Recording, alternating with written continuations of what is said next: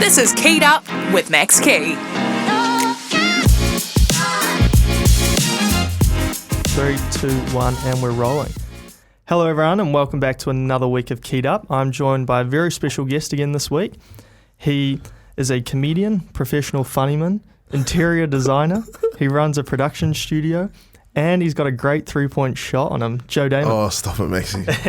Good to see you, my guy. Isn't this weird? Because the last time we did one was when you came and did mine. Yeah, you interviewed me. I remember that. And that was 2017 or something. Yeah, well, I was trying to think when that was. It was about 5-6 years ago, right? Yeah, that was a while back. In the garage at my flat. Yeah. I don't know if you remember the layout, but do you remember that little room off to the side of the garage? Yeah. I lived in that. Was that where you lived? Yeah, bro. I was paying like $60 a week. Wow. Yeah, I remember that podcast was cool. I remember that. Because we were sitting at that little table by the window, and then there were all the guys on the couch. There's all the boys on the couch. Yeah. I think, I remember it being an interesting one because my mate, Matty Jordan was there as well. Yeah. And I remember we were trying to have a convo, and then I think he was just trying to take the piss out of you constantly. I think. Yeah, I remember feeling real bad, and then not really knowing how to navigate away my. I think we were both just like, holy fuck, this is Max. Yeah. Because I definitely still had that thing with you, even though we'd known each other for 3 years already at that point. But see, I used to find that stuff real tough because that's actually something I want to talk to you about today. Was I kind of always. I don't want to say had the fame because that sounds stupidly arrogant and I don't feel like I had that. But it's true though. I was kind of not born into it, but Dad got into a high role in politics when I was 8. And so that was actually something I really wanted to pick your brains about today is what it was like for you, coming from relatively no one really knew you to all of a sudden you're one of the biggest, if not the biggest comedian in New Zealand. For sure. It was pretty, and no, man, it's definitely not weird for you to say that you have been famous for a long time because you were. I saw it I got to see it firsthand. Yeah. And I'd be lying if I said I didn't know about you before we even met. Yeah. Let alone, like I said, I got to see it firsthand. For anybody that doesn't know how me and Maxie know each other we've been playing basketball with each other. Bro, I was thinking about it when I was driving here. I think we first met when I was 20. Yeah, it was ages ago. So it'd be almost 10 years. Yeah, it would have been first or second year uni. Yeah, and I remember we were in the mixed social basketball team, but we were so serious. We were so serious, but our team was good. We were good. We were good considering we sucked. Nah, we weren't too good. That's it. No, you know what? We were good considering we didn't know the rules. Yeah, I think the only people that knew you and Jeremy Sim. Yeah, I'd say you two. But we'd be we had all the gear, the fresh shoes. And I remember that was back when you had your blonde hair. I know. Your long blonde, and I was like... Draco Malfoy. Because you were... Bro, tell me about this, because I know you were in quite a crazy phase of your life then. Yeah. Because that was when you started DJing. Yeah. I don't know how you feel. Yeah, if you don't feel like talking about this kind of stuff, let me know. But I remember you were DJing. I remember you had music coming out. You're starting to vlog and stuff, and...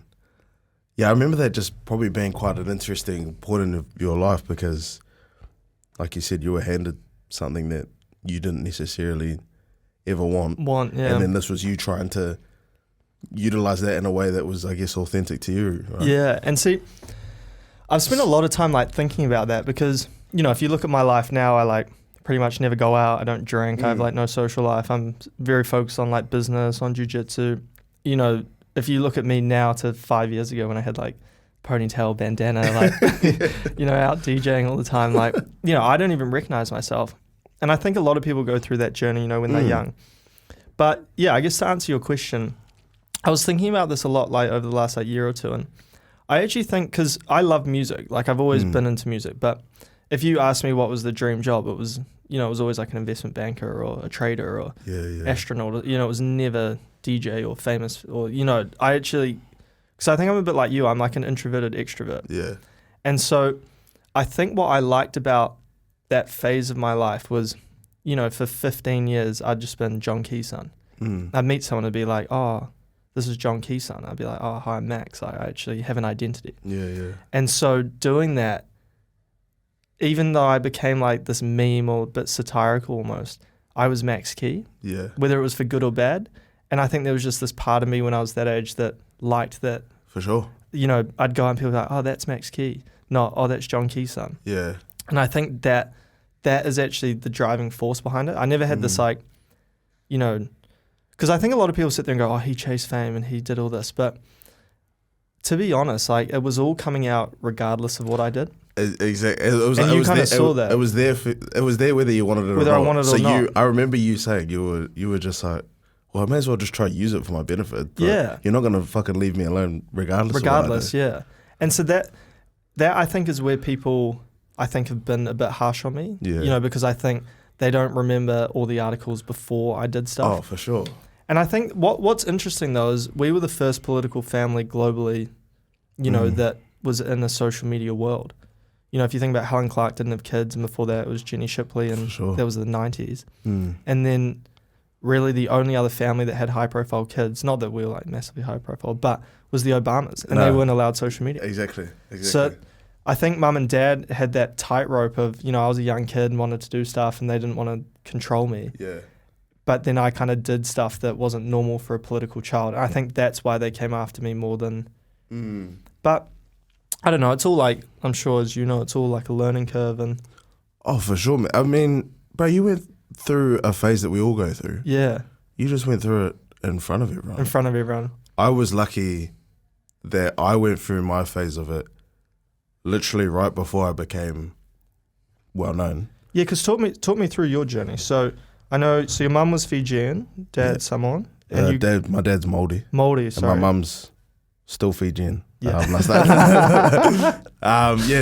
dad's Māori, my mum's Fijian, and I was born in Wellington. And why Nui Māori? Yeah, nice, bro. And then research. hard out, shit, not bad. And then I moved to Asia when I was about 5. Oh wow, where? Moved to Malaysia first. Oh, Kuala Lumpur? Or? Yeah, bro. Yeah, oh, nice. Yeah. Lived in KL for a few years. How'd you find that? I remember loving it when I was younger, but then interestingly, I went back maybe 2018. Yeah. And I hated it. Did you? I do think it's different now. I was born in Singapore. Were you? Yeah. Your dad was working over there? Yeah, so we spent like a couple of years there. No shit. Where was your dad working when you were in Singers? He was Merrill Lynch. Really? Yeah. I feel like I may know someone that... Nah, I don't think it was Merrill Lynch actually. Because obviously when you're an expat kid... Yeah, they all kind of know each other. You all know each other. Yeah, yeah. That's so interesting though, because what year did you guys move from Asia? We were there... I was only there for like 7 months, but mum and dad were there for like 2 years. Damn. And then we moved to London. I bet my parents will know people that your old man knows. Yeah. No, because it's quite a tight-knit community, especially back then. It's real tight. Yeah. I mean... even just the expat community alone is tight, let alone Kiwis, Australia. Yeah. Overseas, are Kiwis and Australians, we kind of just make each other the same. Yeah. We've agreed to do that. Yeah. Overseas. So yeah, bro, I moved over there and then... Because your dad was IT, right? Yeah, bro. Yeah. Fucking hell, Mixie. I know. You knew that he did IT, but thought he was Samoan. That's so crazy. But I'm really impressed, man. Honestly. So my dad did IT, and then my mum's been in and out of the industry too. And then what was IT like in the? Because that must have been just when. Yeah, that's so. My dad back in the day used to work for a company called EDS, Electronic Data Systems, and I think they got bought by HP, kind of around when we moved back to New Zealand, which was about 2006-07. Yeah. And they used to be based in that Smales Farm building. Oh, in Taka. Buzzing. Yeah, so they used to be based in there. And his job was predominantly like setting up data centers and stuff. So that's why, hence Malaysia. Yeah. Then we moved to India. Oh, wow. What was that like? It's data center city. Yeah. Cool. You're not short of call centers over there. So it was literally my dad's job to go set those up. Yeah. And did you move to India? Yeah, bro. So I lived there as well. Shit. Lived in Mumbai. Wow. Gnarliest city in the world, bro. Do you have an iron hard stomach? Bro, it's probably trained you well. I think to this day still because of that. But that's one of those cities that people don't really. When you think of like a crazy dangerous city, everyone thinks of like a Rio, or somewhere in South America. Yeah. But India is of that ilk. Is it? I've never been. It's crazy. Yeah. I could be walking along in Mumbai, bro, and just see like a foot on the ground. I'm not even talking shit. Yeah, no, that's it was crazy, bro. And you just see. We used to go down to this local market, and it's where me and my mum would go down and buy bootleg DVDs. I remember that. Yeah, bro. So that's a throwback. It was so funny. So they had they would have bootleg DVDs, and so if it was a really shit quality of a movie that was out, it would just be called DVD. But if it was a high quality one, it was called DVD 9. Oh. So if you saw like a DVD 9 of Harry Potter, you were straight in it there. was like $60. So and would get it every time. Yeah. So that IT money. Yeah, bro, that IT money. It was but yeah, man, it was such an interesting way to grow up, and then coming back. How old were you then? I think we came back. We were back and forth for years, but we came back kind of permanently when I was about 10. Oh wow! So you do remember quite a bit of it? Yeah, bro, heaps. And I talk about it in my stand up. I remember I was old enough to remember what it was like coming back to New Zealand, and then seeing how different things are. Did it feel real clean here, or just like the pace of life, kind of? Pace of life was that was crazy coming back and just seeing how much slower it is. But I think what freaked me out was the Kiwi reservedness. Yeah. In what way? Just how much we hold ourselves back. We don't. I still remember this, being 10 years old and thinking everyone in New Zealand was. I remember saying to my mum, "Everyone here is quiet." Yeah. But I don't think I meant in the sense of we don't talk. It's just we don't express ourselves, and that was something I was able to pick up really early. What in India did you find they were more? They're just more. Yeah, they're just more expressive, and it's not in a. It's not in any crazy sort of way. They just. Well, I think part of it could be, this is an absolute stab in the dark, but it's such a big population that to be heard or seen, you probably have to be a little bit more.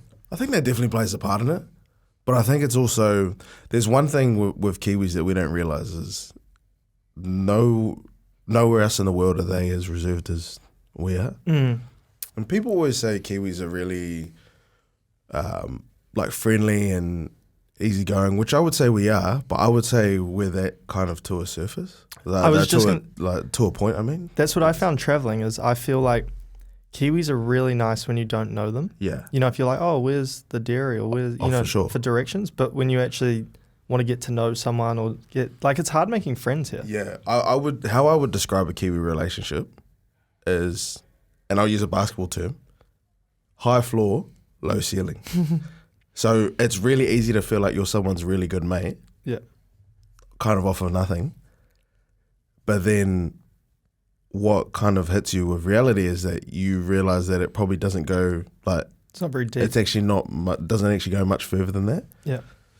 And I can say that with friends that I've had for years.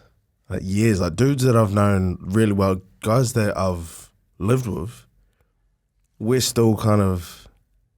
Like I've been going to my mates. I've been having a few mates' weddings and stuff, and it's all of boys that I've grown up with, and it's so funny catching up with some of them again, and it feels awkward. Yeah, because you kind of don't know them, eh? Yeah, like you do, but you don't. And I'm not saying that's an inherently New Zealand only thing, but I do find that probably happens more in New Zealand for me than anywhere else. Why do you think that is, though? Because I think we never got to that level in the first place. Yeah. I think we never got to a level deep enough to have anything more than just surface level.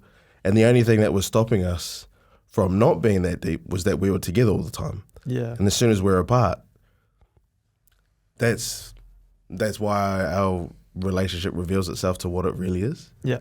But in New Zealand, because we're so small, you probably will have relationships like that all over your life. Yeah. But you'll just never experience it because you're never going to be apart from all these people. Yeah. Because, we all live in these sort of tight-knit communities, these tight-knit bubbles. And it's not until you leave them that you realise who you're close to, who you're really close to, and then who you're not. Yeah. No, I agree with that. I guess last time, we did that podcast, I feel like you had a very different kind of friend group to, who you're with now. How did you... I feel like I went through a similar transition where it's not that you outgrow people, but I guess I found between 20 and 25, you become such a different person. For sure. So how did you navigate, because not only, were you going through that, but you went from, couch surfing and, sleeping out of your car, I'm pretty sure. And, all of a sudden you're on Comedy Central and you're killing it. Like, did you find people that had been close to you changed? Not changed, but, their outlook on you was different? Or? But I honestly think it was, what I was mentioning before. I think the only thing that changed really in our relationship was our relationship stayed the same. I just changed. Yep. And I think it's hard because with me, I mean, there's a lot of dynamics that kind of play into it with me. Probably one of the big ones is, so I went to a private school in Wellington. Yep. And then obviously we went to uni together. And so I was a brown dude in predominantly Pākehā spaces. Yep. And so what you often do as a brown person when you're having to enter these spaces is you either adapt and you try and assimilate, or you kind of struggle with doing it alone or trying to figure out where you can find people. And obviously the easiest thing is to just adapt and assimilate because, And by that, do you mean like with our culture or? Yeah. And it's little things, just because, for example, I came to Auckland pretty much on my own. Like there was a few boys that I went to school with, but we weren't super close. Because you were in the uni halls. Yes, were you in a row? Yeah. No, I was in uni hall. Yeah. So I was in uni hall, and I'm 18. I've done well. I've done well in high school, and I've kind of figured out how I can continue to do well in all these other spaces. I know how I need to talk. I know what I need to do, but I don't know necessarily who I am, what I'm into. I don't necessarily know what an authentic version of myself is, let alone how to even be that. So what do you keep doing is you just keep surviving in the way that you've continued to survive. What's the way that you've continued to make mates? It's what interests have you shown? What do you do? Oh, okay, these boys all drink all the time. That seems to be the thing. I didn't start drinking. First time I drank was my 18th birthday. Oh, wow. So I wasn't a big drinker or anything in high school. And even after that, I didn't really drink. It was just for my birthday. So, that's one way how I assimilate. It was, okay, I'll start drinking all the time. Yeah. What's another way to assimilate? Okay, I'll start talking a little bit different. I'll start, changing my interests a little bit. It's these really subtle ways that, for people that probably don't experience it, it probably sounds quite trivial. But if you add to that the struggle of figuring out who you actually are with trying to figure out how to fit in, we don't feel authentic, right? Nah, and it just fucks with your mind really, and it did mine. Yeah, well, that's exactly how I felt. Yeah, I bet. So I can relate to that. Yeah, for sure. So how did you go down that journey of discovering? Because I remember like you were at uni for a bit, and then Yeah, because I think when we were playing basketball, I was still at uni. I think you were still studying. I was doing property development, and great career. But that was an assimilation thing for me too. Yeah, it's no coincidence that everyone in my flat all did property. So for me, it was a career where I was just like, okay, I can see these boys doing well in it. I do have some genuine interest in it. Maybe I'll take this on. But it was funny, up until then, I'd never really shown any interest in it. But I looked at that as another means of me trying to fit in. And then I think this is where the difficulty came with my book, because these boys are still, I'm super close to them. But probably close in a very different way, which has been really interesting to still kind of figure out with them as we've gone through these recent experiences together. Us all getting together, at our friends' weddings and stuff. It's I think it's more of a case now of they don't really know what my relationship with them is. Yeah. Because I'm inherently very different to originally what I was like when we were super close. Yeah. And I think that's still something I'm figuring out too, but that's a I would say that's a very poignant struggle that we have in New Zealand because we're so small, we don't usually have the space to be able to step out of our comfort zone and be able to step out and do things. Yeah. Because we're a lot more likely to be seen by those that already know us, so it becomes more difficult for us to make that jump. How did you find, because obviously tall poppy syndrome is terrible in New Zealand, but this could be completely wrong, but how did you find as like a person of colour, and not in a racist way, but did you find you still received tall poppy syndrome, or how did like your community kind of react to you? You know, because you became a very public figure, you know, and a lot of your humour is based on kind of the cultural stuff, and did they appreciate that, or? Yeah, the brown community has always been super supportive of me, but it's because like one thing that the brown community, brown people, I should say, value is we value humility and we value respect, and I've definitely gotten criticism at different times for different things, and I think those times have only been when I guess they've questioned what I'm doing, you know, in those regards. Yeah. But bro, I'd be lying if I said I've had a very difficult experience with it. But I would say what I was lucky with was, like I said before, I got to go through that journey of realizing myself and finding myself before anybody even knew who I was. Mm-hmm. So by the time I was put into spaces where more people would see me, you were kind of ready for it. Yeah, I knew my perspective. I knew where I was coming from. I'd already battled with my identity all through these years, and I'd figured out at least who I wanted to be and how I wanted to be there. I definitely was not that. And how did you go? What was that journey like for you? Like, did you write goals out? Did you? Yeah. So the first one was goals, for sure. So to paint the picture. So where in your life were you at this point? So okay, so this is... We're still playing basketball together. This is middle of 2017. Yeah. So I think we're still... Might have been 2016. Yeah.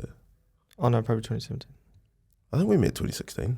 No, we did meet 2016 because that was the year I came back to Auckland. Yeah, because we met then. Yeah, because I was working 2018. So. Yeah. So we met 2016, and 2016 was a full year at uni for me. Doing property development, and then it was halfway through 17. What had happened was I had started working in the industry. I got an internship at a company, and I really struggled with it. Yeah. And it was actually that experience that helped me realize that the industry wasn't for me. Mm-hmm. But I'll tell you the story. I went to this function, and we had just come from our company Christmas party. And we went to this function straight after. This is such a weird, buzzy, kind of full circle thing. And we'd just come from the company Christmas party, so none of us were dressed like particularly amazing. You know, this function, everyone was wearing suits and ties, like, you know, the fuck property industry's like. And we're all kind of wearing jeans and polo shirts and stuff like that, so... And the My Daddy's a Lawyer started that. Yeah. Specifically yours too. So all that, and I was the only brown person, pretty much the only brown person in the room. And I remember just being in there, and what would happen was, because at this function, my boss was the man. Like, he was the guy that everyone was trying to talk to. And so much so that I think he was trying to kind of get people off of talking to him. So he'd just kind of like push me in there and be like, yeah, this is Joe. Meet Joe. And then he'd be able to walk off. And the first couple of times, because it happened, I would say 4 or 5 times on this evening. The first like 1 or 2 times, the people just kind of dismiss me. They'd be like, hey, what's up? And then just walk off. But then I would start conversations with people, and they would just dismiss me as well. The reason I knew it wasn't an age thing is because my mate was with me, and he was the same age. And he had this fake Rolex watch, and people kept coming up to him asking him about his watch. But he kept saying it was fake and like making jokes about it. It was fake, and they were loving it. And then I guess I would try in the same way talk to people, and I just kept getting sort of dismissed. And not to make this a race thing, but I think brown people will understand exactly what the fuck I'm talking about, how that feels being in spaces like that. Yeah, it'd be tough. And getting dismissed the way that felt. And it was literally that day that I said to myself, me and my mum, we've never really had convos like this. We're not super. We're close, obviously, but yeah, we don't really talk about stuff like that. Mm-hmm. Yeah, just here's a bit of an insight into brown household. Racism's not top of the agenda.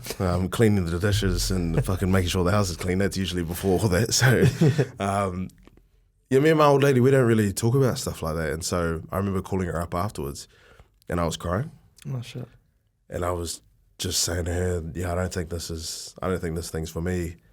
I've been working my ass off. I'm trying to make it happen, and I just feel like people aren't going to give me a chance here. And I think she found it difficult to take, but she's super tough. She was like, "You've just got to fucking do it, son. You've just got to figure out how to get through it. Make them."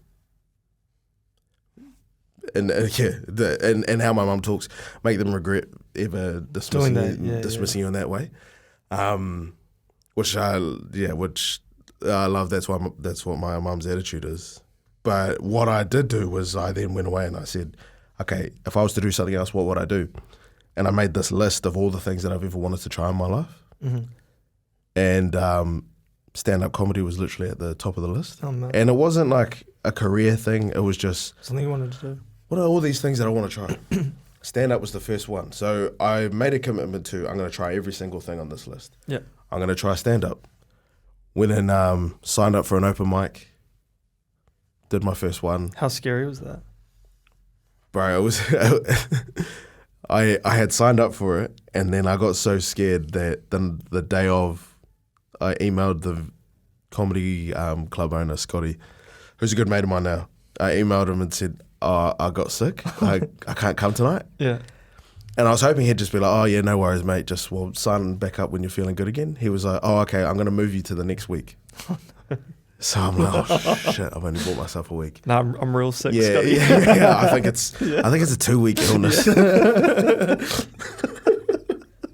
So he moved me to the next week, bro. And I did the next week. I didn't write any material for it. Did you just wing it? Yeah, I just. Because you always crack up at uni, so. I was always an idiot. Yeah, like, you would know. I was always talking shit. It was the fun guy. Yeah. And I'll actually ask your perspective on that. But yeah, bro, I did. I didn't really do any material, which I'll say to anybody wanting to do stand up, don't do that.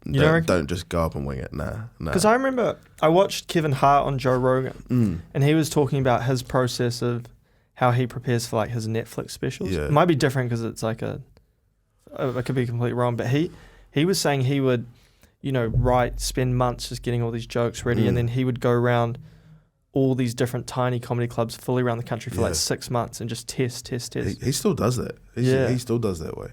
Why I say don't do it that way is because my experience was through growing up. Because Māori, we have tangi, funeral. And the night beforehand, I always forget what it's called, but part of the ceremony is the night beforehand, all the whānau sit in the marae where the body lays. And you sit around it and you tell stories. Oh, cool. Yeah. And my old man's a pretty shy dude, so he would never get up and speak for us, so I would always get up and speak. And I would always... Because Māori, we love going to funerals of people that we don't really know that well. So I would go to these funerals, bro, of people I don't really know that well and still get up and speak. And I'd just talk shit and, make stories up sometimes. You shouldn't be laughing. You're allowed to laugh, brother. You're allowed to laugh. Because everyone was. But yeah, bro, I just go make up stories and stuff and just go talk, just tell just all these stupid ass stories. So what about, so you'd fully just make it up? Bro, I just make up stories, bro, honestly. And it was why, so like 21st season, because obviously we have all the same friends group. So I was going to heaps of 21st for like some of our boys. Yeah. I'll just go make up stories about them too, because I was so good at it, and so and they're just standing up there, they can't do anything. Bro, they're just like, oh, well, everyone's laughing. I can't really just turn around and say this isn't. Yeah. You know, I never let the truth get in the way of a good story. Yeah. So I'd had all that preparation leading up to my first one. Yeah. So it wasn't like I was doing it for the first time. Yeah, it was the first time I was doing it or trying to do it professionally. I've always wondered this. I find whenever I go to a comedy show, I'm like kind of ready to laugh. Yeah. Is it easier to make people laugh when you're on stage? Like, because I find there's things that like, okay, say we're talking right now and you took a pause for a quarter of a second longer. That's not funny. But on stage, sometimes when they do it's funnier. Stuff like that's crack up. Or do you have to like... That's a really good question. Work them into it? That's a good question. Me personally, I find going up and like, so, you know, I've recently been emceed one of my best mates' weddings last week. I find I get more nervous doing that, but I find it easier. Yeah. If that makes sense. Yeah. Whereas, because one of the things that makes stand-up hard in a comedy club is, yes, a lot of audiences are ready to laugh, but then if you think about the flip side of that, it's they expect to laugh. Yeah, true. So, yeah. And that's a tough thing, especially one thing I really struggled with when I became known was the first thing to suffer was my stand-up. Because what had happened was I no longer had the cloak of who's this guy? Anonymity? Anonymity? It was one of the ones in what I just said. That's actually really hard to say. Yeah. Anonymity? Anonymity. Something like that. You weren't anonymous. You know, it was a lot easier when people didn't know who the fuck I was. That's what I'll say. Yeah. Because I guess it's like, oh, Joe's here, he's crack up. Yeah, because now it's like we expect for you to be crack up.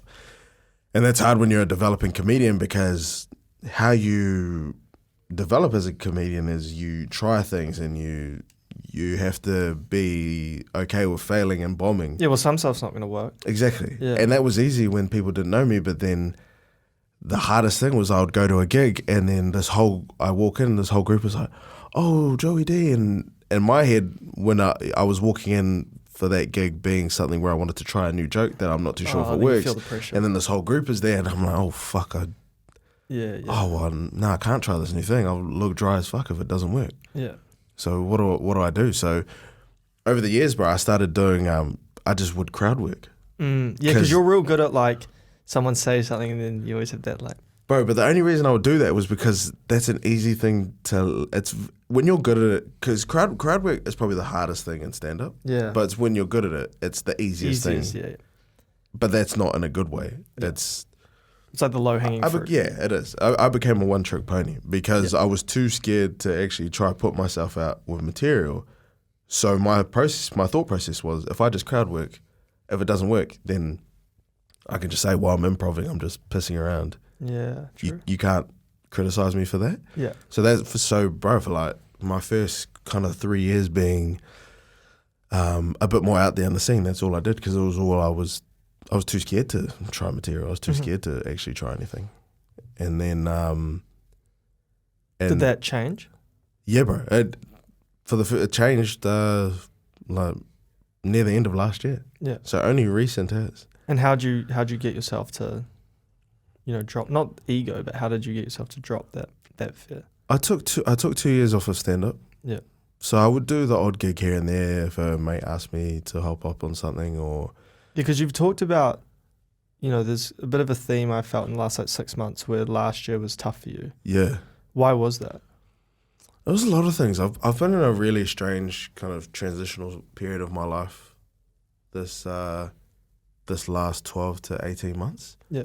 And I think it's a case of being very successful but feeling like a failure constantly. No one knows, the difficulty of what you're doing more than you do. Mm-hmm. And I think what I find hard, and I'll bring it back to my mates' weddings, even just the conversations I've been having with some of my mates, it's really hard, bro, because say, for example, people ask me, how you been? You're killing it. And then I'll tell them how I'm not killing it, what's the struggle for me, how I'm finding it hard. And the reaction is never, I'm sorry to hear that. It's always, oh, no, but everything else is me, though, isn't it? Yeah. So I think it's this weird thing of, when I first was able to talk about mental health, my struggles were relatable. Whereas now I feel like people, because they can't relate to them per se, I think it's harder for them to understand exactly what I'm talking about, struggling with. Yeah. The feelings that I've always talked about. But I think that's the problem with social media is, they'd see you and, you get all these like comments and everyone's like, oh, he's hilarious. And, it looks like everything's perfect. Yeah. But that's my fault too, for painting it that way. Yeah. But then, at the same time, if everything's like morbid and depressing, you lose all. Yeah. No, it's definitely, it's a tough thing to navigate. How, Yeah. And how long did that kind of go on for? Like how? I've probably been in this, because I'm definitely still in it. I'm definitely still feeling it. It's probably been, a year and a half, I reckon. It's been a solid year and a half that I've been feeling this way. Yeah. And to the point where there's been certain elements of my career that I've just had days where I'm like, fuck, do I just give that up? Because I've got a bunch of different rings to. Yeah, it looks like you got a I heap on. guess. Yeah, there's stand up I thought about quitting for ages because I hadn't done it for 2 years. I was like, do I just give it up? The company is, running a company is the biggest nightmare ever. Oh, it's tough, yeah. It's the worst. And I started mine 7 years ago. Oh, this is West Point? Yeah. And it's no easier running it now. It's actually getting harder. I've had days, fuck bro, even this morning I was thinking like, shit, should I just give that shit up? It's so hard. It continues to get harder. I've had days where at the moment I'm writing this script, which potentially could be an extremely life-changing opportunity for me. And it's just such a grind. I've even had moments where I'm like, damn, do I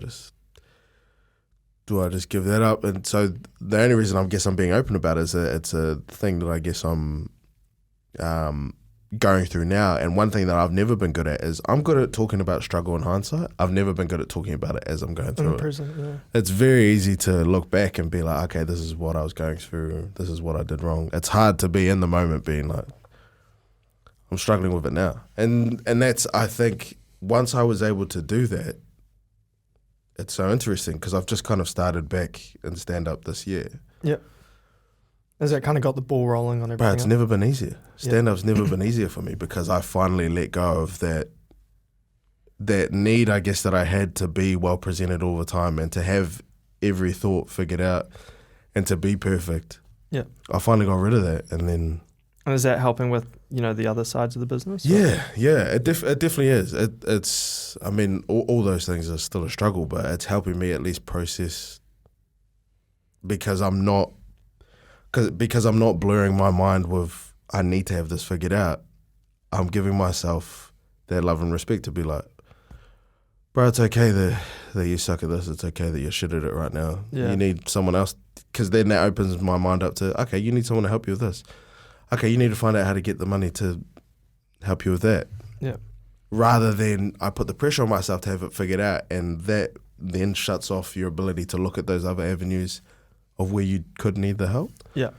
So yeah, bro, that's just kind of like the journey that I'm on right now, and it's hard as fuck, but it's I'm grateful that I've kind of figured out my way forward with it. No, that's awesome to hear. I think one thing that helps me as well is every morning I try to write 5 key tasks for the day. You've told me about this. Yeah. It sounds stupid, but there's something about, you wake up and you're like, oh shit, what do I need to do today? So like today I might write podcast, meeting, gym, got you. Like dinner. It can be real basic, tiny stuff. But then at the end of the day, you sit there and you're, oh yeah, I did that. And then if you don't do it, then it's the first thing on the list tomorrow. Got you. And for someone like you, I'm kind of in the same boat with lots of like different hats you're kind of trying to juggle. It's really easy to sit there and feel like, oh, I'm not making progress on any of these things. Whereas if you just every day you're making like these tiny little things. That's a good one. To me, I don't know, just that massively helped. I mean, it might not be for everyone, but... No, that definitely would work for me. Because I think for someone like you, where you've got so many different... Because I think where it'd be tough is... How do I explain this? So say it's like the gym. Say that you've never started gymming and then all of a sudden, you're making like massive gains, you're getting really strong, you feel really good. If you, say get to like a really big peak at some point and then, you're still making gains, but they're like way more like small and, not as incremental. Yeah. It feels like you're not getting better. For sure. And that, for someone like you where, your stand-up's gone up, this is West Park's huge, you got the show on Comedy Central. It could be easy to get in that mindset where you sit there and go, oh, I'm not doing well. And it's a really good way to put it. But it's not that you're not doing well, it's just that the bar you set on yourself is so much higher now because you have expectation. That's a really good point. I actually don't think I'd thought of it that way, but that is a really good point that you raised. Because now it makes me think of... Well, if you look back at how far you've come... It's crazy, right? It's crazy, yeah. And so it's just now that, because maybe you get the show on Comedy Central and you do these things and then all of a sudden it's like, I need to do this every year. Yeah. But... It's a good point, bro. Maybe you do it every 5 years, but the one in 4 more years is the big one. It's a good point. Because then now where that brings me back to is like, you met me before I even did this shit. Yeah, and that's what I'm saying. Like, when I hear you saying all this, it's like, oh, God, I hope he doesn't give up on all this stuff because you're killing it. Yeah. And that's where I think perspective's everything. And that's where, I think when you write all this stuff down, because then you can sit there and 6 months later you go back and go, oh, shit, I remember when I was grinding on that. Whereas when you don't do it, when you have so many things in your life going on, you sit there and go, it can all get a bit lost. Yeah. Because imagine if you threw away all that and then in 2 years, how you're talking about you're good in hindsight, you're probably going to sit there and go, shit, that thing was mega. Yeah, that thing was mean. That's such a good point, bro. Where did you get that perspective from, or you, the fact that even you did the task thing? Where did you get all of that from? Where was that change for you? See, I have really bad OCD. Really? Yeah. I got diagnosed like 3 years ago. True, because your car is messy as fuck. So I know. I'm kidding. Yeah. I'm kidding. But I think for me, like a lot of my OCD is perfectionism. Okay. Like I get very obsessed with everything has to be perfect. That's, what's really funny is that I actually remember reading about it somewhere, and it was something about you often see somebody with that get really good at one specific skill, usually in a sport. And I'm not talking shit here, like your 3-point shooting. Yeah. Now that makes me think about that. Yeah, well... Because for anyone listening, Maxie's an exceptional 3-point shooter. But I think, and so I think my life, I always went through these things and, I'd get obsessed with basketball. I could see it, yeah. All I would do is go shoot threes. That's so interesting. I could see it now. Yeah. Again, to jiu-jitsu, it's like, got to go to world champs. Like, like business, I was like, got to be the biggest property developer. And DJing had to be the most famous. Yeah. And so everyone sat there. I think in the positive aspects of my life, no one's noticed the OCD because it just looks like I work hard and, I want good grades and blah, blah, blah, blah, blah. But it was just this drive, this fear of if it wasn't perfect, things could go wrong. And so the problem with that was that, because I went through a massive phase that you went through probably about 3 years ago where I wouldn't say I probably was depressed. It wasn't, I always viewed depression like you're stuck in bed, everything's dark, you want to kill yourself. Yeah. I was never like that. Right. But I was going through something very similar to you where I sat there, I felt like a massive failure. Yeah. And when I look back now, I'd had a really good job, I'd traveled the world, I'd done all these things, but I'd spent my whole life going, oh, you're only this because you're John Key's son. So I just went through this massive thing where I was like, well, if I can be the best on the basketball field, it doesn't matter that I'm John Key's son because I'm better than you. And if I have a successful business, well, doesn't matter. And so I just had this, that's what my OCD latched onto it was, and that's to full circle back. That's kind of what I loved about the DJing was that I became Max Key. And it was so far from anything that your old man even has realms within that people couldn't say. So they couldn't say it. And so I've just been on the stride my whole life to do all these things. And I didn't realize I was doing it per se, but in hindsight and with a lot of reflection, I've realized it was just the strive for perfectionism. And not... Interesting. It's not because I wanted to be perfect, but OCD latches onto uncertainty. So you get scared of it. Right. And so that's why people Interesting. Facetiously tidy their house, or it's because they're scared that if it's not perfect, something will go wrong. And so in my head, it was like, if I'm not the best at this, if I'm not the best at that, something could go wrong. And it was my way of controlling the anxiety was just to work really hard. So then I could lie in bed and go, I couldn't have done any more. And that was my way of, which I actually made the OCD 100 times worse. And so for me, I guess this is a very long story, but not at all. My way of dealing with what you went through was actually my counselor told me to start journaling, and I sat there, I was like, this is such a load of shit. Like, I'm not doing that. But then you start writing there, and because it's like the OCD journey, like I have days where like it's really bad, and I sit there and go, oh, I'm never going to get better. Like, it sucks. Like, I'm struggling. But then I look back and I'm like, shit, I haven't felt any symptoms for like 3 weeks. And it used to be 24/7 for like 10 years. Yeah, right. You know, and so for sure, that's like, for me, perspective is like everything, you know? Yeah. Because I'd get bogged down. I'd be like, oh, you know, I'm like, you know, I'm not doing well in business. And because I went through this thing where, okay, say I go to the gym. People would be like, oh, Max Q's here. Like, and say I'm doing bench press. You get some big dude in the gym that would come, sit at the bench next to me, go triple what I'm lifting, and kind of like walk off just to be like, shame, like I'm bigger. Or, you know, I'd be at basketball. I know. Yeah, I saw it firsthand. Yeah, and so every team hated us. Every team, yeah, and I'd get marked. It wasn't because of me. But that was what I struggle with. Yeah, we were always in fights and shit. Always. And none of us are fiery at all. Dudes. We're all real chill. Real chill. And so I found that, like... Do you remember that time that dude was... They wanted to fight or something, and they were like waiting for us to finish? Yeah, at the end, I know, I was so scared. That was crazy, eh? Yeah. No, that was terrible. That was... and it's so funny because... There was really no other reason than because you know you were who you were. That was so crazy to experience. But yeah, and so I think for me, I just always felt like I was never good enough because you know, I'd be at basketball and I'd get some tall black turn up and shit on me, and I'd be like, oh, I suck at basketball.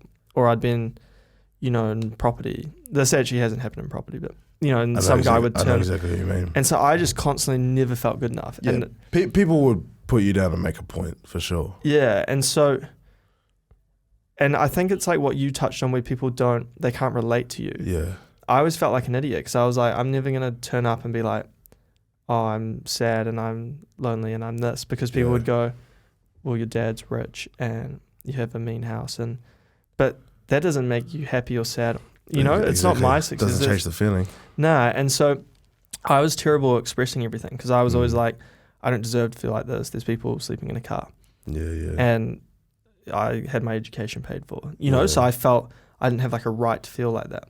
And in time, I've like been a little less hard on myself, and I'm like, why actually those feelings are understandable. And so I guess for me, journaling and kind of trying to think through all these things, that taught me just how to get perspective on things. And actually, it's a way for me to be, at the end of the day, be like, you killed it today, like, good job. And so I don't need to be arrogant around other people, but you know, it's a bit of like self-love. Can I ask you quite a personal, because you know me, you know, and all the time we've known each other, we've never once talked about your dad. I've never asked you about him.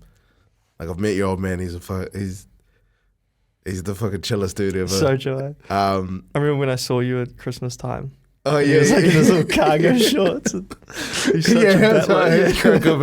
He's a crack up as Kiwi as dad. So Kiwi. How when it comes to going through these experiences, what are the convos with your dad like? Because, you know, in part, and I mean this in the respectful way possible, obviously he's part of the reason he is the reason you're experiencing it. Does he understand what you're going through? Is it a struggle for him too? What are those convos like as you're going through? Because my convos with my parents, bro, when I was going through it, the reason why I asked, were really, really difficult, really hard, like challenged and in part broke our relationship in a lot of ways, because I'm going through an experience and I'm trying to tell them that they're not responsible for it. It has come from part of their actions, but I'm trying to tell them, you're not responsible for this. I'm trying to better my life. But it's almost like these two crossroads that you experience when you walk into adulthood of, this is me trying to figure out how to be me beyond just your child. Yeah. How do I talk through this experience with you without you taking personally the challenges of it that have come as a result of being your son? Like, I had that with my parents, so that's why I ask you, what was yours like with yours? Yeah, it's a good question. If I'm being completely honest, and I think Dad would say this, I think he had no idea what was going to happen or what was going to be created. Yeah, right. You know, I think for him, he'd always wanted to be the Prime Minister, and, you know, as I said previously, it was never really about the family. And for whatever reason, we were the first kind of political family here that got this superstardom sort of. Everyone knew who we were. For sure. And so I think he does live with, not regret. Regret's not the right word, but he is very, very self-aware of what he created and what impact it's had on our lives. And that's where we fell out for a while because his way of dealing with things was, I think we have like different love languages. Yeah. And so, because this is an interesting one. Yeah, so he came from nothing. So he came from like a state house, Jewish mother that was like a refugee. And they didn't have a dishwasher. They were in the poorest house in Christchurch. Like, just had nothing. So he strived his whole life. It's kind of like Maslow's hierarchy of needs. For him, he basically didn't have food and shelter.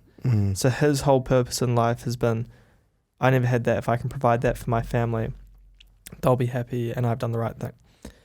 Whereas for me... Yeah, get you. Yes. My dad was the same, bro. Yeah, and so I think I've been thinking about this for years. I think that's why our generation suffers from depression and theirs doesn't. Because interesting. If you think about Maslow's hierarchy, that's all they're focusing on. Yeah. Whereas for us, there's credit cards. You can buy anything you want. I can go to Louis Vuitton and have no money and buy a bag. I can't afford it and I'll be in debt, but I can still buy it. You can get anything you want at any moment. Yeah. I'm hungry, Uber Eats. I want to go somewhere, there's an Uber. I want to match hot girls, go on Tinder. Yeah. I can do anything I want at any moment. Yeah, and you do all those at the same time. I've seen that.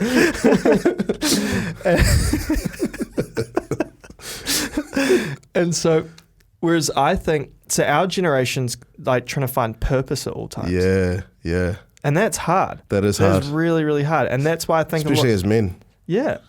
And that's why I think a lot of rich kids are depressed because they have all the basic things that most people are fighting over. It's very true. Most people are fighting over who's going to pay rent, how are we going to get electricity. Yeah. Which, yes, being in that situation, I'm not saying is easy, but from a psychological perspective, it's less complicated because there's linear... For sure. It might seem... Obviously, I'm not saying going and making money and paying bills is easy, but it's a more linear solution to... you can go get a job, you can go do X, Y, Z. Yeah, it's going to be tough. You might not have a nice life, but that's your problem. There's a way of dealing with it. Oh, and it's not class. It's not class exclusive. It's anyone. It's all the way down, and it's where it does become more difficult. I guess the further you go down is they still have, they have the basic. They have that need for the basics, like what your dad had, and my dad had, and my mum had. What our parents had, I should say, they have that as well as the purpose. As well as the purpose. Because that gives that is their purpose. Dilemma, yeah. And then as you go all the way up, we all share the same kind of crisis. And I think you're so right in that that's one of the contributions to why our generation especially are struggling with that. Yeah. And then I would go even further to say that one of the toughest things, we're in a climate that's probably never been more difficult to, move forward financially than totally. It's tough. And then in any other point in history, you tie that whole purpose-driven thing, often being inherently tied to money, and that's why you've got this whole generation of people our age and kind of younger and a little bit older, and they have no idea what to do because they've done every single thing that they've been asked all the way through, and it's still a struggle. Still a struggle, yeah. They're still nowhere near achieving a level of comfort that they've said that they've seen as achievable through their grandparents and through their parents, but we're not able to apply the logic or the perspective that, well, that was a different time to what we're in now. Yeah, we're still judging ourselves off of standards of the past applying that to the current. Yeah, and you can't do that. And we're in a completely different ballgame. Completely different, yeah.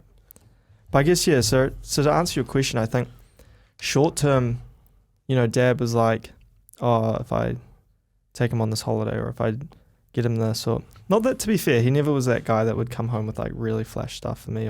He actually has been very disciplined on us, but I would sit there and be like, I just want to spend time with you. Yeah, and I want to hang out and actually because it's funny, everyone sits there now and goes, you and Dad are like best mates, like you have such a cool relationship. And we do now, but for years we didn't, hated each other. Well, I kind of hated him. Yeah. And I think a bit of it was that resentment because... This is a very relatable convo, man, honestly. Yeah. And I found it tough because I'd sit there and I'd be copying all this shit like, oh, you're chasing fame, you're this, you're that. And I'd be sitting there going, I didn't want any of this. I was just, I didn't choose any of this. I kind of was in this position. And then as a 17-year-old made some stupid decisions and made my life a living hell for like 5 years. Yeah. And so obviously when you're young and immature, you sat there and at times I'd be like, this is all fucking Dad's fault. Yeah. And I kind of hated him for it. But at the same time, it was so confusing because at the same time, I'm like, he got to like live his dreams. I'm so proud of him. And so as a young kid, it was such a like, it was a weird, very weird way of like handling things, I guess. And so I think where like have so much respect for Dad is I think he is fully aware of how tough it is, especially being under his shadow. And so, because there's a lot of pressure, like he was really, he's one of the top like investment bankers in the world. He's like had an amazing career in politics and stuff. And then I think he's understood because I went down the investment banking route. And again, it wasn't you're John Key's son, the politician. It was, you're John Key, the trader's son. And that had pressure. And I kind of just felt like I was sort of just living his life a little bit. And then I found that he kind of came to me and was like, look, I'm really keen to start like a property thing. Why don't you come up with like a business plan? And, I'm happy to put some investment into it. And he's just fully supported me on that. And I think it's super cool because, now I've got my own company. It's fully me. He just, he's involved when we need him. Like if we, want him to speak at something but he's been fully like reins off. Obviously, of course. Anybody that thinks Johnny's turning up every day at 9 a.m. is fucking kidding themselves. Yeah, he's at the golf course. The dude does not need to be doing shit. Sometimes he's like, what did we buy? Like, no, he's not that bad. But and so that's where I think he's been really good. Is that he has understood the pressures of it all. So, it's taken a while. It's been a journey. And, I think we can both see it from each other's perspectives. For sure. And, we grew up very similar in a lot of ways and obviously very different in a lot of ways. But we share a very similar experience with our dads. But I hope you take it, respectfully. We clearly grew up different classes. But we had that same experience. The one that you're talking about, I shared almost an identical experience with my old man. Yeah. My dad's not famous. You fucking wouldn't know him if you saw him walking down the street. But we had that same experience. Yeah. I read this book, bro. It's one of the best books I ever read. And funnily enough, the name of it is, I can't really remember, but the name of it is something like How Not to Be a Miserable Piece of Shit. Oh, How Not to Be Miserable. That's what it is. And the opening part of the book, it basically talks about how the reason our generation of men struggle emotionally is because our dads basically didn't have the tools to teach us about what we're going through. Yeah. They had the tools to get through their very specific experience, which usually was in the same purpose that you talked about. Was that post-depression era? Yeah. So they had a very concentrated experience. And they were able to process what their emotions were required for that. And that was all they were prepared to do. I got a funny story. They never ever had the tools to be able to coach us through what we're going through. Nah. So one thing I say in my stand-up, because I actually talk about this in stand-up, bro, is I say our dads were coaching us in a game that they don't even know how to fucking play. And that's such a true way of looking at it. And bro, like, it's across all classes. It's across the country. It's across the world, bro. Yeah, I was. We were sitting in the spa pool one night, and this is probably in like 2014. I'm like 19. Yeah.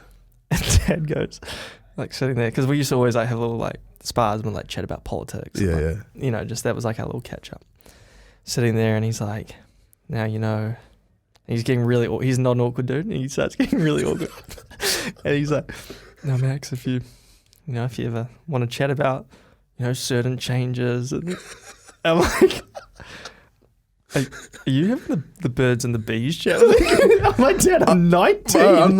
Bro, I'm 20. I'm 20 this year, bro. You're like 4 years late. It was so funny. He's like, you didn't know. Bro, this is... My old man is okay. I'm just gonna tell you, bro. My old man is so crack up, G. Like he cannot. anything that gets even close to emotion, the bro can't do it. We'll be stuck in a room together now, bro, and it gets awkward because he knows what I'm like. He knows what I like talking about, and he just can't handle it. So I do this joke in my stand-up. I won't like give it away because everyone listening, you got to pay for that. But the general gist of the joke is my dad will substitute vulnerability for productivity. So I know when my dad's feeling awkward when he goes and does something productive. So I literally just went to Welliesboro last weekend. I was doing a bunch of shows down there. And it was me and my bro Marty who works with me. And we're just chilling in the lounge. And it's like 6 a.m. because we're both early risers. We're just chilling in my lounge because we stayed at my parents' place down there. And my dad walks in and he's like, "Morning, boys." And I'm like, "Sup, Dad? How you going?" "Yeah, good, mate." And I'm just sitting there like, sweet. I can tell he's feeling awkward. And then all I hear, bro, is I hear the back door slide open, and I just hear the weed eater start up. 6 a.m, bro, doing the weed eating. And I said to Marty, I was like, "Watch this, bro. He'll do this until we leave." So let's just get out of here and save him the hassle. I wonder if your mum's worked out like how to be awkward so that he does all the chores. Like all the dishes dirty. You know exactly where the joke goes, brother. Yeah. But yeah, bro, that's and that, bro, that is like such a quintessentially Kiwi dad thing. Yeah. Like they just want to be able to put food on the table and make sure that we're all good. And anything more than that, yeah, I'll like tell Dad, I'll be like, "Oh, go talk to your mum." Yeah, literally. I'm like, "Oh, Dad, I just broke up with this girl. I'm pretty gutted." He's like, "Oh yeah, how's the market going?" And he's just like. Bro, I'll tell you my dad's birds and the bees chat. I had my first girlfriend at 16. Yeah, sucks. And I hate this guy. And I had my first girlfriend at 16, and my dad comes in, and I know when my mum's told him that he has to do something, because he gets really like sheepish, and he comes and sits down, and he's just like, "So how's things been with the missus?" And I was like, "Yeah, good." And he goes, "Have you you've heard of condoms, eh?" And I was like, "Yeah, Dad, I know what condoms are." And he's like, "Okay, cool. Sweet as, bro." And he walks off.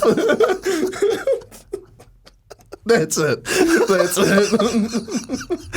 And then I saw him walk out, and then I saw he walks down to the lounge, and I just see my mum walk out, and then just go like whispering, and that was when I knew that she had told him to go and have that convo. I just hear her kind of like whispering, murmuring in his ear, and he's like, "Yeah, I just did it. Go ask him. We just had that convo." That's all sort of, he's sweet. I just condensed 10 years of sexual education into 5 seconds. So. Bro, they can't do it. They can't do it, and it's the fucking funniest thing. And bro, you can talk to any person, and they'll share a similar experience with their old man. Like any dude, especially. They just have no shame. Like it's pretty funny. They can't do it. A few friends of mine, we're in America playing golf in January, and there's like this hot tub in the place we're staying, and Dad's like, "Oh yeah, boys, let's go to the spa." And so we're all like, in our little togs, and Dad, just in front of all of us, just whips his pants off, butt naked, just goes and sits in the spa. And I'm like, "Let's go, boys." Bro, why are they like that? Why can they do that? And he's like, "You don't need togs." I'm like, "Dad, I am not having a spa with you naked." And my poor friends are sitting there like, bro. And one of them's like, "I don't have togs." He's like, "Oh, you don't need them, mate." I don't know how they can do that. But you sit them down for a convo, and you don't even have to shed a tear. But you warm your eyes up, and it is game over. These boys cannot handle it. They cannot handle it. But it's been the fun, because I've got 2 younger brothers as well. Yeah. So my dad's I think, he's had to go through this whole thing 3 times, and I don't think he's gotten any better. But I feel you should ask your brothers what he said to them. I think I know my youngest brother. He just didn't even bother. He's like, oh, I'm sure the boys have talked about it. I think with my mum, I think he can just wave everything off. He's like, no, I heard Joe talk to him about it. So yeah, he told me. He said Joe talked to him. Yeah, you replayed my chat. Yeah, Joe just replayed the same convo we had. So, it's doubly effective. I've got generational lessons. But yeah, bro, I think one of the funniest things that I guess I've learned is that where my relationship with my dad is now is the reverse on what I was hoping for. You know, being that, I guess, that vehicle for him to figure out constructively as a man how to be emotionally vulnerable. Because their thing, you know, it's like, these are buzzwords to a lot of people, but for them it's a challenge on their masculinity, you know, being vulnerable. So that's hard for them, and so they don't necessarily know how to maintain that thing that makes them feel strong and makes them feel valuable. They don't know how to maintain that while supposedly, you know, being vulnerable, because that gives up that power that I guess doing everything else that they do gives them. And so what I've just realized with my dad is that my dad wasn't going to be the one to teach me that. If anything, I've got to learn it because I have more tools to be able to learn it. Yeah. And I've got to show him how to do it. Yeah.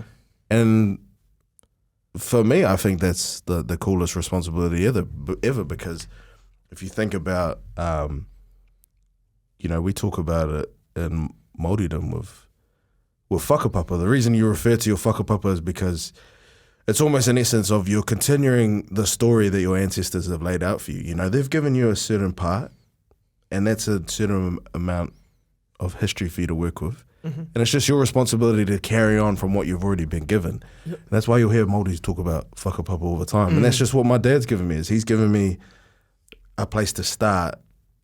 I'm carrying on from that, and that's why I'm able to get to these higher heights, because I'm going off of what he's already set out.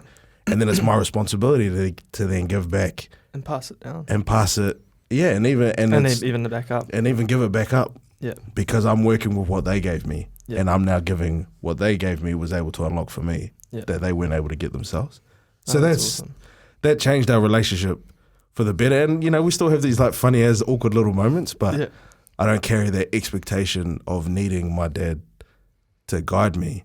Now it's kind of like you're expecting someone to do something they can't. Exactly. Yeah. And you're just going to be disappointed every time. Every time, yeah. No, that's definitely what I found as well. Like, I think I like forced Dad to say "I love you" to me, and he was so awkward. Me and my brothers would have this ongoing joke, bro. We would all say "I love you" to Dad, and we'd see who he says it to first. Because I would be like, "Love you, Dad." Yep. Love you, Dad. Yep, heard you too. Cheers, mate. but my dad's one is love you. Yeah, you too. So whoever got that, they won. But you forced JK to have that with you. And he gives me these like awkward hugs and like. Does he do the one slap on the? My dad does just the one slap on the back and then it's a straightaway release. Yeah, it's quick. Steph Curry. It's quick release. It's quick. It's on the wrist. Yeah, pretty much.